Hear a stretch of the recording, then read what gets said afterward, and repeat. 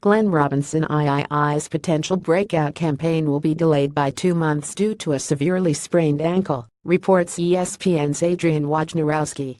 The injury was reportedly suffered when the athletic wing attacked the basket and landed awkwardly on his left leg.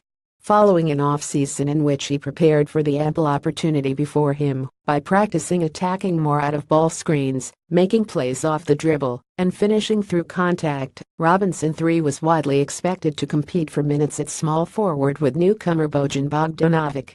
"He's athletic, obviously," Kevin Pritchard said at Media Day of the 23-year-old's readiness to make a leap this season.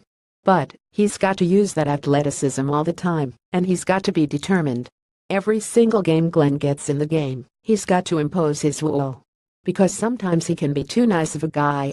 Glenn is just kind of a nice guy, but I think he's really determined to show he can exist in this league."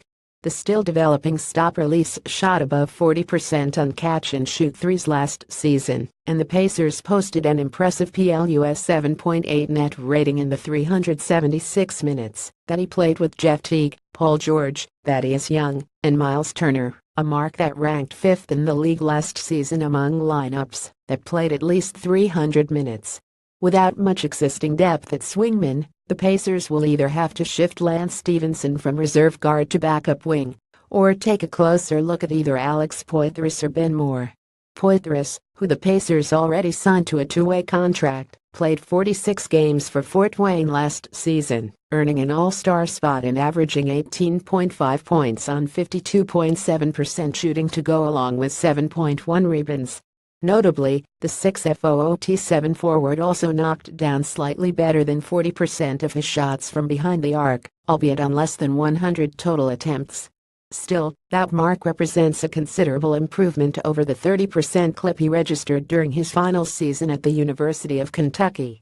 Moore, on the other hand, only attempted 5 total threes over the entirety of his 4-year collegiate career, but his passing ability and stout defense could perhaps facilitate switch-everything lineups and thereby generate pace in small bursts. "Has really impressed everybody in this gym," Pritchard recently told reporters of Moore. "We think he can be an NBA player, NBA defender first, and then if he can improve his shooting he can be a Bruce Bowen type. Opting, instead, for an in-house replacement would most likely temporarily halt the Point Lance experiment, thus necessitating that Joe Young be ready to share reserve guard duties with Corey Joseph. Young's 6'2" frame and loose handle sometimes makes it a challenge for him to get where he wants to go when his speed fails him. Granted, moving him off ball would move him off making decisions, but he only shot 21.7% from 3 last season, 0.7 attempts per game. There's an argument to be made that the distance doesn't bother him as much as his lack of regular touches, since he shot 63.6%, 3.7 attempts during his 3-game stint with the Mad Ants as a rookie. Nevertheless, it's debatable whether the Pacers will find enough shots for him, as a presumably 5th option, to find his in-game rhythm on a consistent basis. His smaller stature would theoretically also probably put a hold on the bench's ability to switch on the perimeter.